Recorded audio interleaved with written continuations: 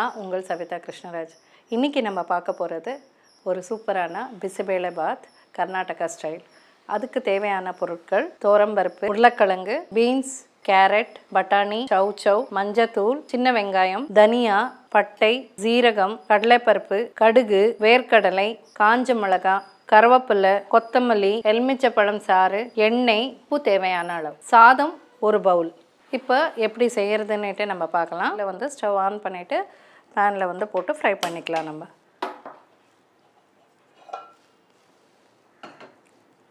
இதில் எண்ணெய் போடக்கூடாது. மசாலா ஃப்ரை பண்ணும்போது நம்ம எண்ணெய் தேவையில்லை. ஸோ முதல்ல இதில் என்ன போடணுன்னா நம்மளுக்கு வந்து துவரம்பருப்பு. ஸோ துவரம்பருப்பு ஜஸ்ட்டு ஒரு கை அளவுக்கு நம்ம போடணும். மசாலா எவ்வளோ வேணுமோ அவ்வளோ நம்ம போட்டுக்கலாம். அதோடையே வந்து கடலைப்பருப்பு கொஞ்சம் அதே அளவுக்கு வந்து கடலைப்பருப்பு போட்டுக்கோங்க.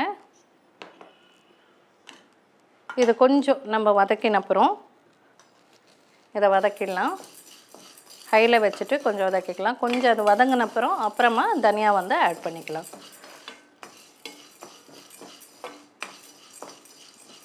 இதில் டிஃப்ரெண்ட்டே வந்துட்டு இந்த மசாலா தான். நம்ம சாம்பார் சாதத்துக்கு வந்து புளி எல்லாமே நம்ம போடுறோம். இதில் வந்து புளி எல்லாம் போட தேவையில்லை. இது ஆக்சுவலான கர்நாடகா ஸ்டைல் பிசிபேளை பாத். இது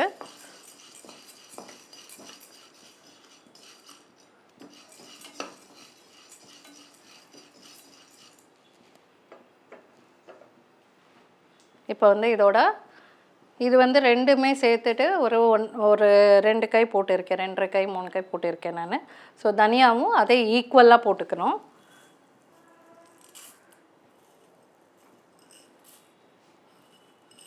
ஸோ தனியா வந்து அந்த பருப்புக்கு ஈக்குவலாக வந்து ஒரு தனியா போட்டுன்னு இருக்கேன்.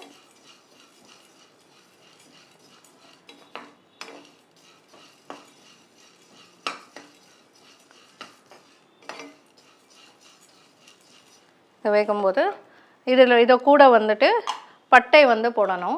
ஸோ பட்டை வந்துட்டு ஜஸ்ட் கிராம்பெல்லாம் போடக்கூடாது, பட்டை மட்டும்தான் போடணும். ஸோ பட்டை வந்து ரொம்ப ஃபுல்லாக பெருசாக எடுத்துக்க வேண்டாம், நீங்கள் சின்னதாக எடுத்துக்கோங்க. ஸோ பார்த்திங்கன்னா இந்த அளவுக்கு இது போதும். ஒரு பீஸ் மட்டும் போடுங்க. இதோட ஒரு ஸ்பூன் அளவுக்கு ஜீரகம் போடுறோம்.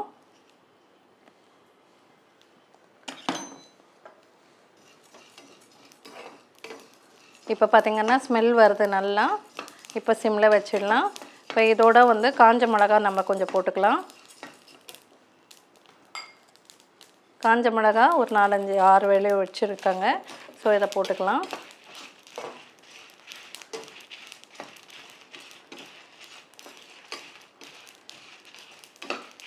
நல்ல ஸ்மெல் வர ஆரம்பிச்சிடுச்சு.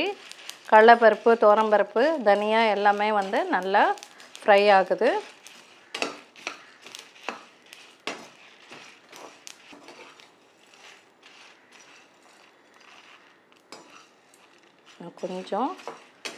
இன்னும் கொஞ்சம் துவரம்பருப்பெல்லாம் வந்து கொஞ்சம் சிகப்பாக வந்துடுச்சுன்னா நம்ம எடுத்துடலாம்.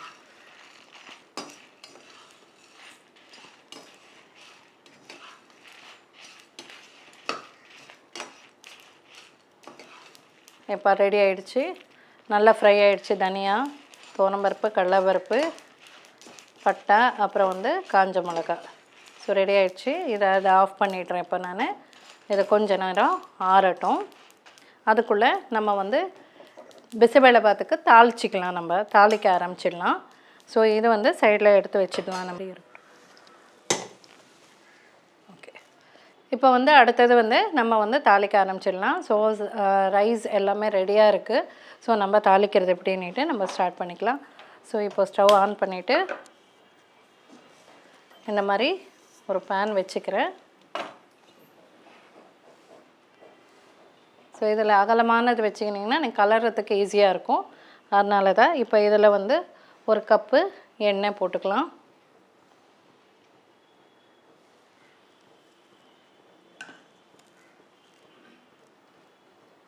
எண்ணெய் ஹீட் ஆகட்டும். எண்ணெய் ஹீட் ஆன அப்புறம் தாளிக்கிறதுக்கு கடுகு, கருவேப்பிலை,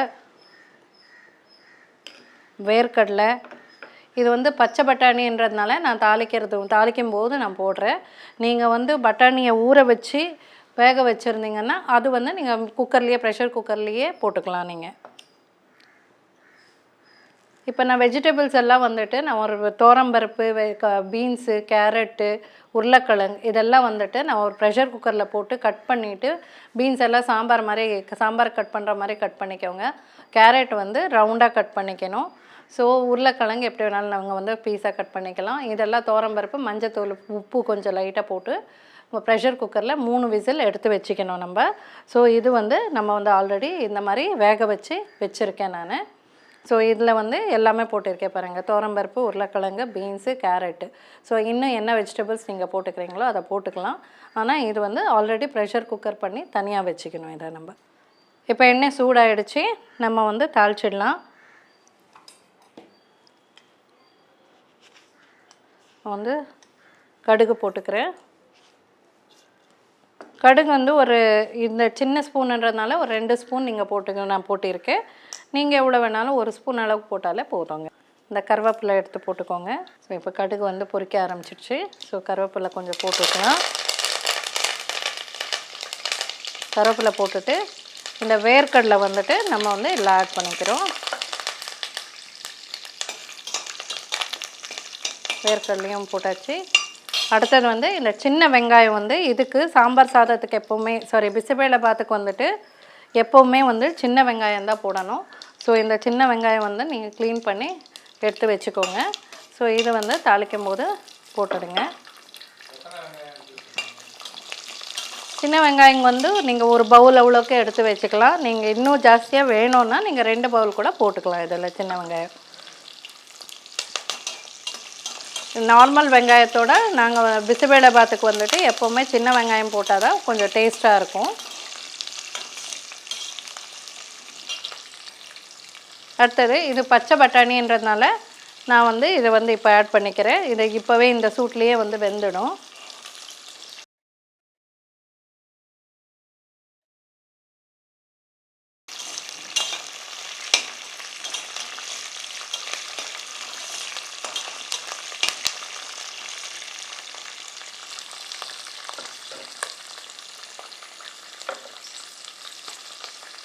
இதுக்கு மஞ்சத்தூள் வந்து 1 ஸ்பூன் அளவுக்கு போட்டுக்கணும். இந்த பாருங்கள், இது வந்து சின்ன ஸ்பூன்ன்றதுனால 2 ஸ்பூன் போட்டிருக்கேன் நான்.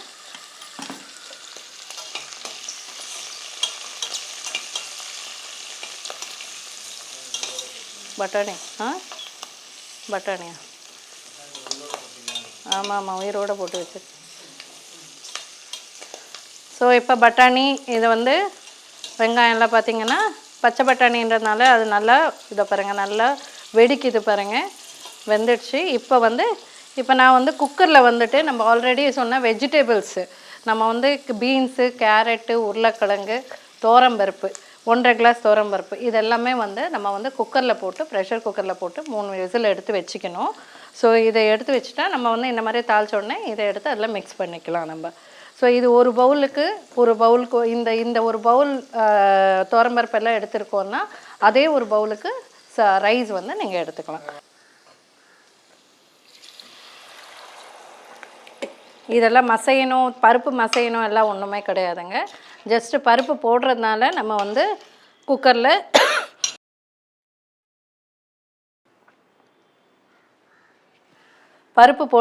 நம்ம வந்து ப்ரெஷர் குக்கரில் வச்சு வேக வச்சுக்கிறோம்.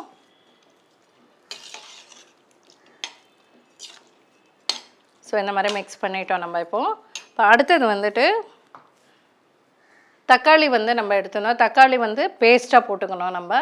தக்காளி மிக்சியில் எவ்வளோ இதுக்கு வந்து இந்த அளவுக்கு வந்துட்டு பார்த்திங்கன்னா ஒரு பவுலுக்கு வந்துட்டு ஒரு 4-5 தக்காளி எடுத்துக்கணும்.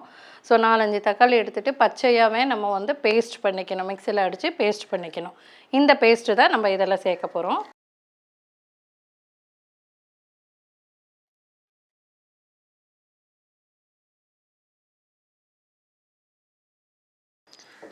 ஸோ இப்போ வந்து 4-5 தக்காளி வந்து நம்ம போட்டிருக்கோம்.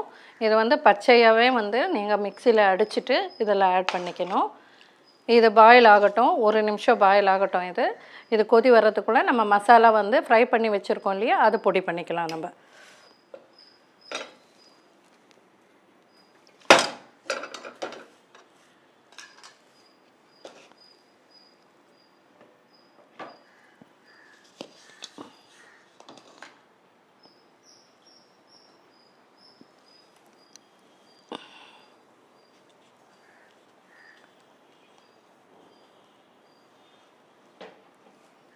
நம்ம இதில் ட்ரான்ஸ்ஃபர் பண்ணிக்கலாம்.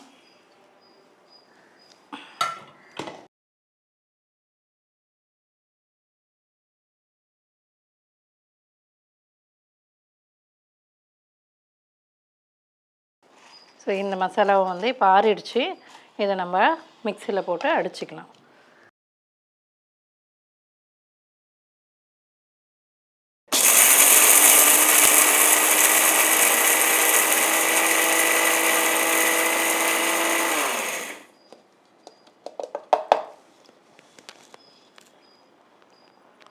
இப்போ இது வந்து நம்ம செக் பண்ணணும். உள்ளே வந்து தனியாலாம் அப்படி அப்படியே இருக்கும். அதனால் நல்லா கொஞ்சம் இப்படி இந்த மாதிரி கலரிட்டு திருப்பி வந்து ஒரு கொஞ்சம் அடிச்சுக்கலாம்.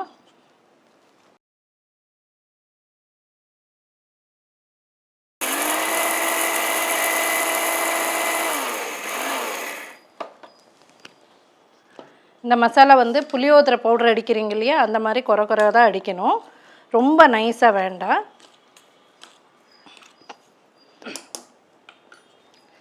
இன்னும் கொஞ்சம் அந்த குறைப்பாக இருக்குது, இன்னும் கொஞ்சம் அடிச்சுக்கலாம் நம்ம.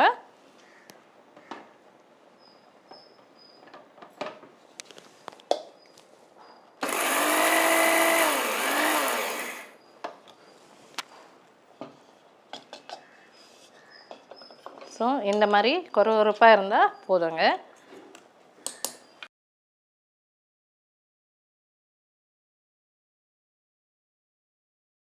இப்போ இதுவும் கொதி வந்துடுச்சு.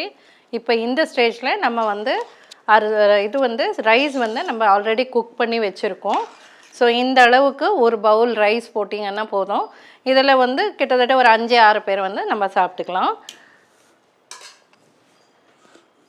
ஸோ இந்த பார்த்திங்கன்னா இது வந்து ரைஸ் நான் எடுத்து வச்சுருக்கேன் ஆல்ரெடி குக் பண்ணி.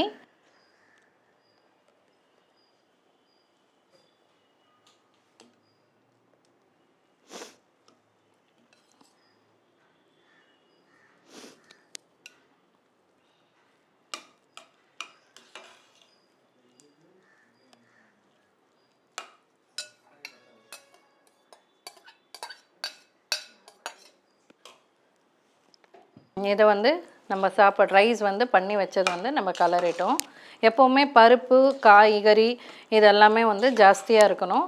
ஸோ சாப்பாடு வந்து கொஞ்சம் கம்மியாக தான் இருக்கணும். அப்போ தான் டேஸ்ட் இருக்கும்.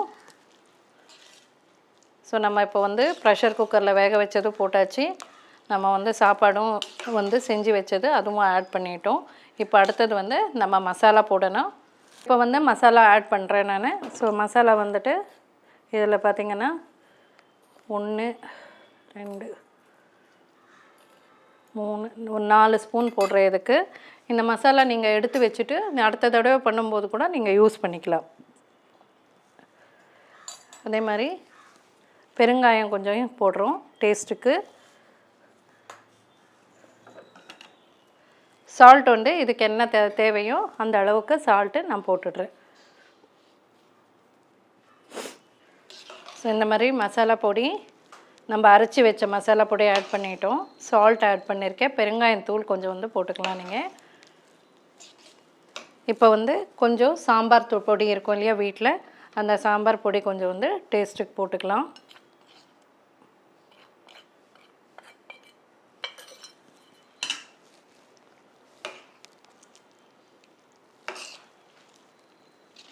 போட்டு நல்லா மிக்ஸ் பண்ணுங்கள்.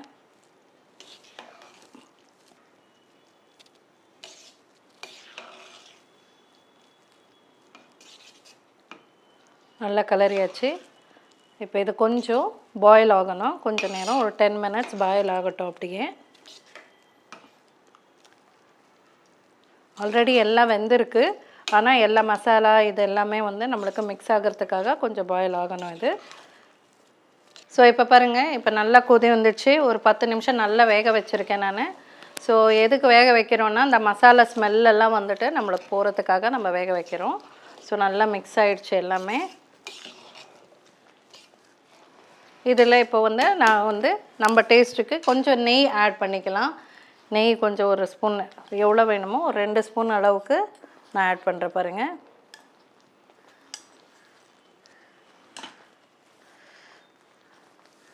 நெய் போட்டு நல்லா கலரிடலாம்.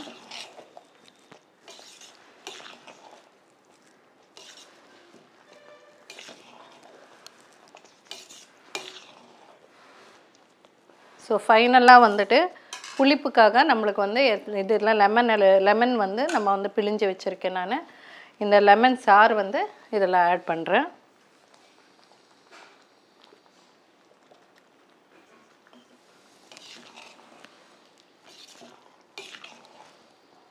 இது நல்லா மிக்ஸ் பண்ணுங்கள். நல்லா மிக்ஸ் ஆனால் நல்லா டேஸ்ட்டாக இருக்கும். ஸோ பிசிபேளைபாத்தனால இந்த மாதிரி தான் கொழப்பாக இருக்கும், நல்லா டேஸ்ட்டாக இருக்கும். எல்லா வெஜிடபிள்ஸு துவரம்பருப்பு எல்லாமே வெந்திருக்கும். இது ஒரு ஹெல்த்தியான டிஷ்ஷு கூட. நீங்கள் வெஜிடபிள்ஸ் இன்னும் எவ்வளோ வேணுமோ நீங்கள் ஆட் பண்ணிக்கலாம். இதில் முடிஞ்சிடுச்சு. ஸோ அவ்வளோதான். ஸோ பிசிபேளைபாத்து ரெடி ஆகிடுச்சு. நான் ஸ்விட்ச் ஆஃப் பண்ணிக்கிறேன். இப்போ நம்ம இதை சர்வ் பண்ணிடலாம்.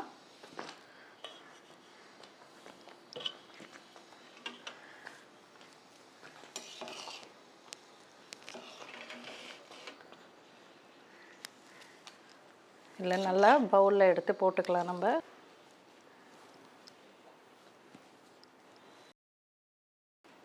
ஸோ இப்போ ஃபைனலாக வந்துட்டு நம்ம கொஞ்சம் கொத்தமல்லி தூவிருக்கேன். ஸோ இதை பாருங்கள், கொத்தமல்லி தூவிட்டோம். சூப்பரான பிசிபேளைபாத் ரெடி ஆகிடுச்சு. நீங்களும் இதை ட்ரை பண்ணி பாருங்கள். நாளைக்கு இன்னொரு டிஷ்ஷோடு உங்களை சந்திக்கிறேன். நன்றி, வணக்கம்.